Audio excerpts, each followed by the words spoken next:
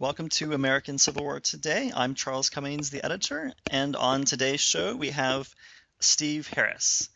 Steve Harris is the author of the recently published book Faded Lines of Gray, and a little bit about Steve. He's from Northwest Ohio, and a lawyer by profession, was a full-time international tax partner with KPMG. He's based out of New York and Washington with them. He's currently an independent tax attorney. In addition to having recently written this book, he's also a member of the board of the Foundation for Historic Christ Church in Irvington, Virginia, and a member of the board of the Northern Neck YMCA in Kilmarnock, Virginia. Am I saying that correctly? That's pretty good. Okay, and it seems you're also quite an avid sailor, it looks like, into sailing. And maybe you can kind of connect that to a little bit of what John did in the book in a little bit. Okay. Yeah, okay. Well, anyways, why don't you tell us a little bit? This is kind of like the common question I asked a lot of these people on interviews, is how you went from some other profession to becoming involved in the American Civil War and subsequently writing a book. Okay. Well, Charles, thank you for having me on your program today. Actually, the story for the book begins over 20 years ago, surprisingly. We had moved from Ohio to Northern Virginia. I was working for the government, and I had kids in school. One of them was taking a Virginia history class and was very interested in history. So for Christmas one year, I got him a book called The Civil War Day by Day. Now, fortunately, or not, the book had an index at the back. And since I've been brought up in Northwest Ohio, I spent quite a bit of time in and around Lake Erie. And I knew that there had been a Confederate or prisoner of war camp for Confederate officers, mostly actually, on Johnson's Island, which is a small island in Lake Erie, just offshore from Sandusky, Ohio, and Sandusky Bay.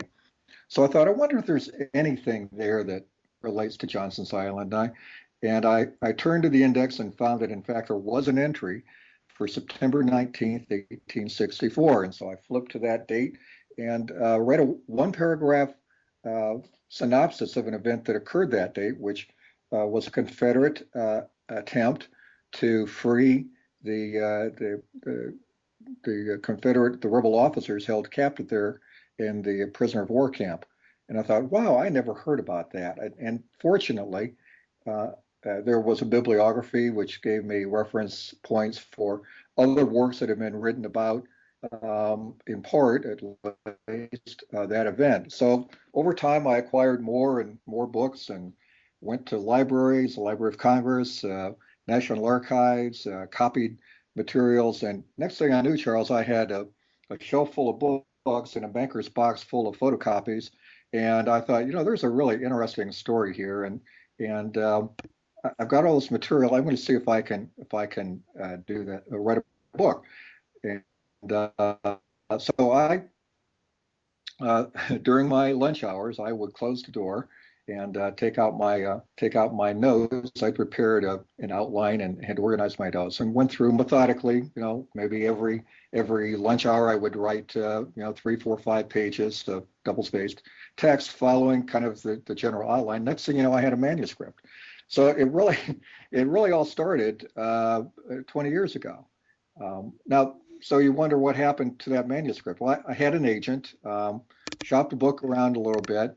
We had what is referred to, I think, as creative differences over changes that she wanted me to make to the book. And so we parted company, and I went about the business of building my career and raising my kids. And okay, so that was 20 years ago. 20 years, the manuscript was just sitting somewhere. That's exactly right. Oh wow. Okay.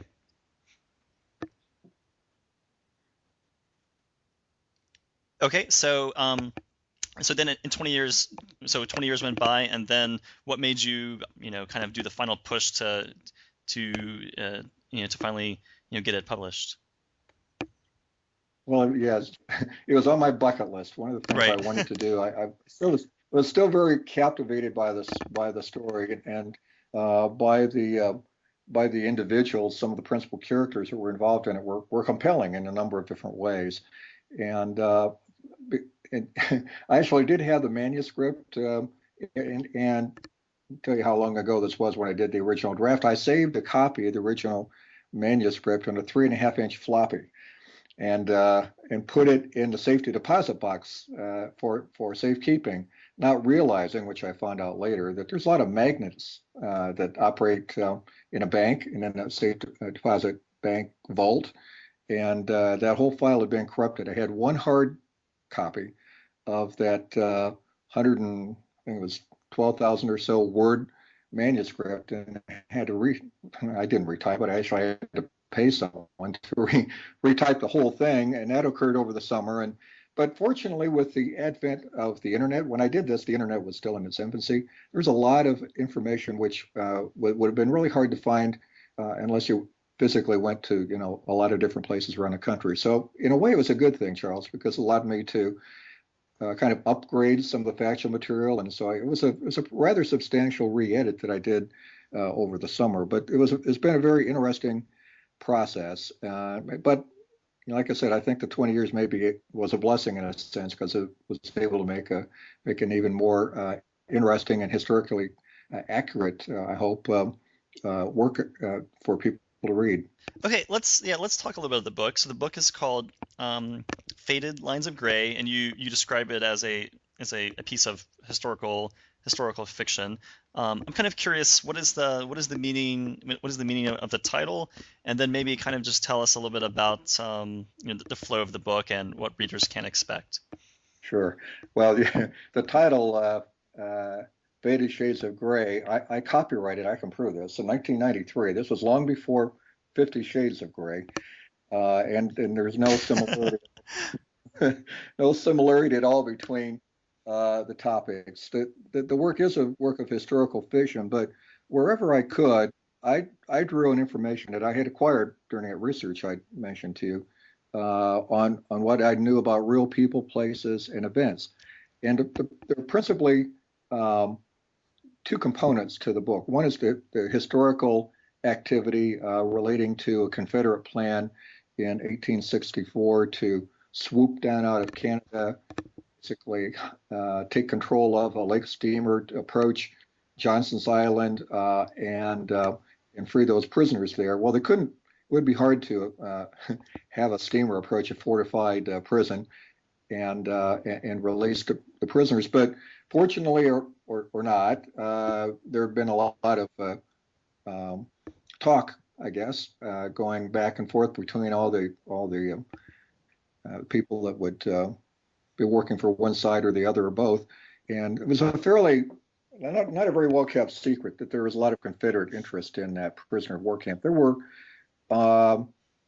during the time that the book covers, somewhere around the order of 3,000 prisoners, almost exclusively Confederate officers, and at least 6 generals, including 2 who had been wounded at Gettysburg. So it was a high value target, if you want to look at it from that way, from a Confederate perspective. But the Union concerns about mischief coming down from Canada by way of Confederate expatriates up there that compelled them to put the only U.S. warship on the Great Lakes, the USS Michigan, offshore to guard the land, actually made it now an irresistible target, because all they had to do, well, it's a relative thing, all they had to do, but what the Confederate raiders had to do was to somehow take over the Michigan, and then that would be the basis by which those prisoners would be freed. And coincidentally, now they had the only warship on the Great Lakes they could cruise up and down and start lobbing shells into places like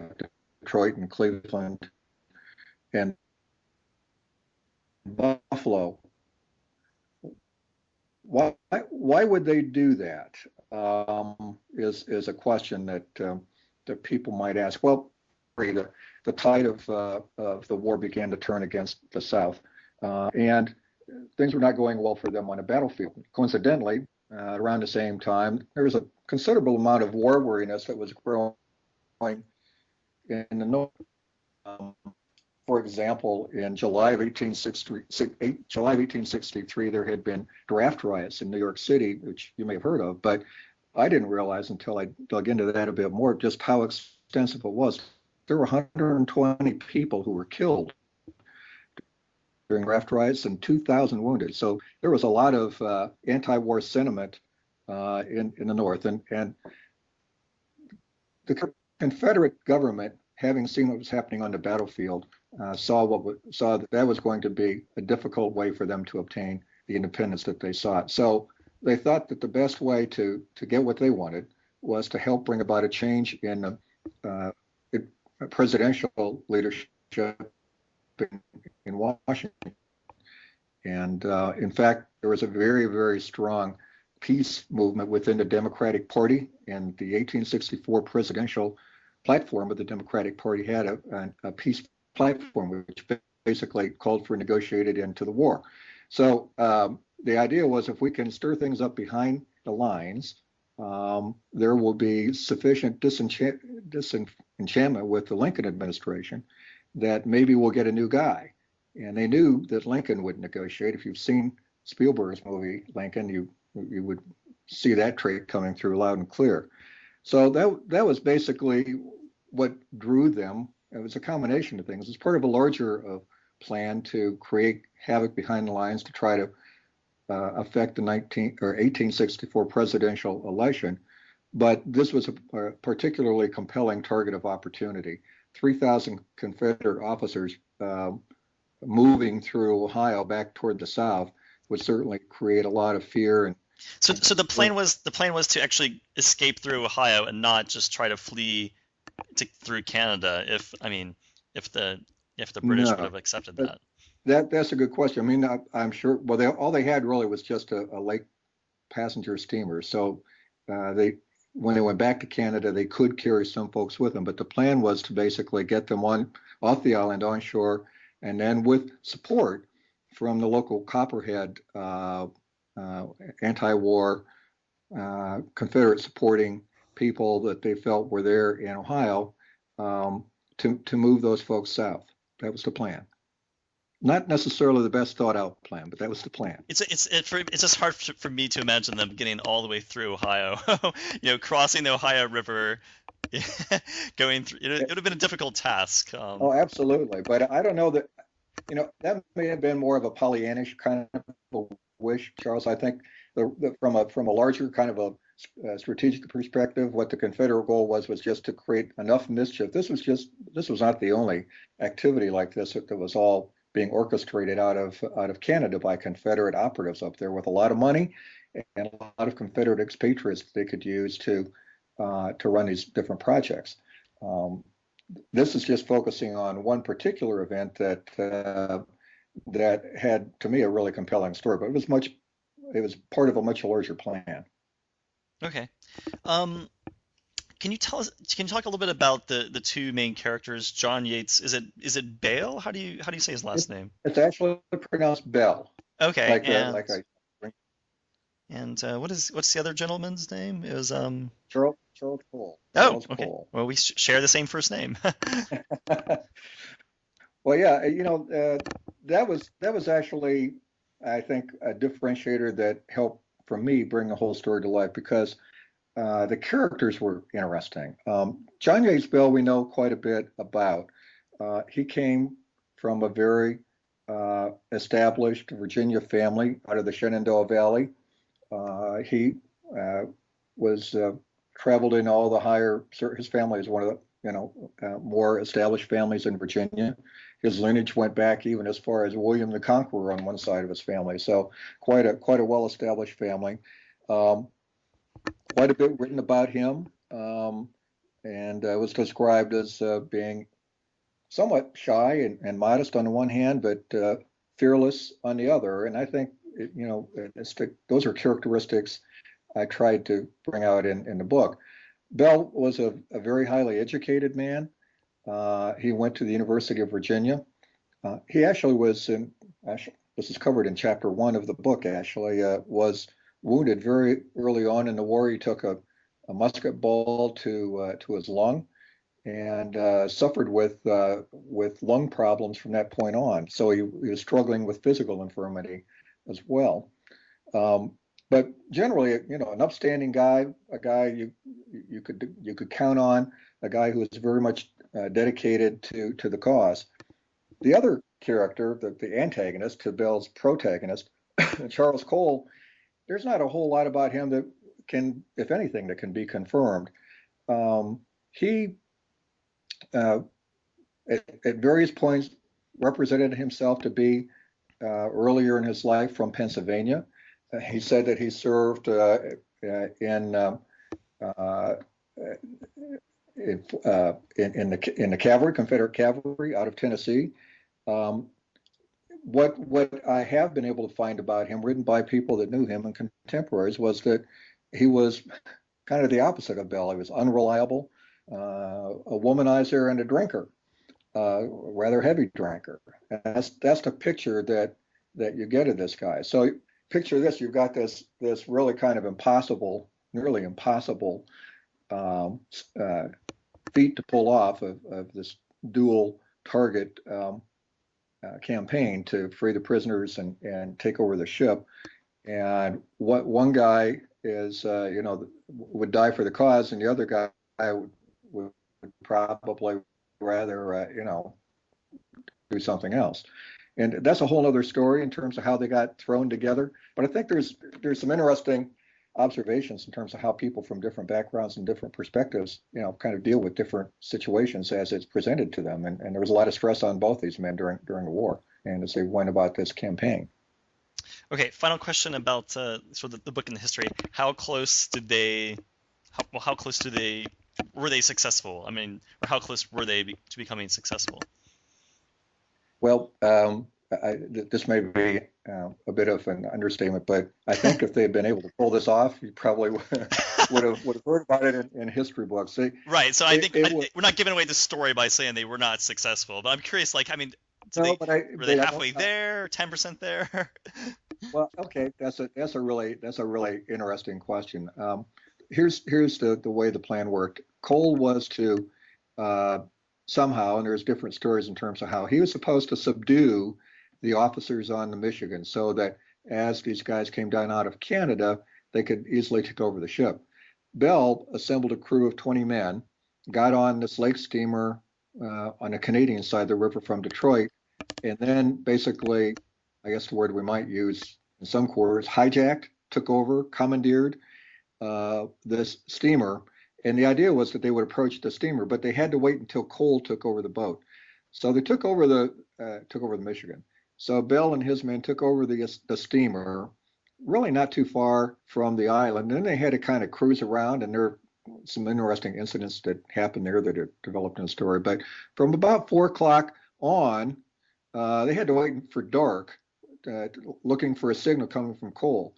Now, I can't draw a map for you right now, but if you were to take a look at the geography, you would see that there was a kind of a spit of land that separated where Bell was on the steamer that he had taken over. The Philo Parsons was the name of the steamer, and where the Michigan was. But literally, Charles, they were only a couple miles apart. They were just not. It was just not easy for obviously for obvious reasons. It was not easy for the Michigan to see the steamer kind of just sitting out there.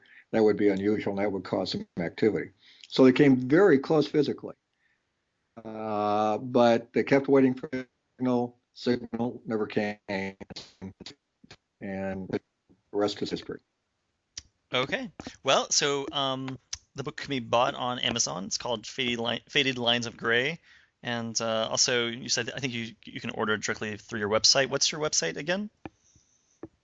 The website, I actually don't have a buy directly through the website, but I have a website that actually goes into, I provide posts that go into more detail on little pieces of the story, individuals, places, and events.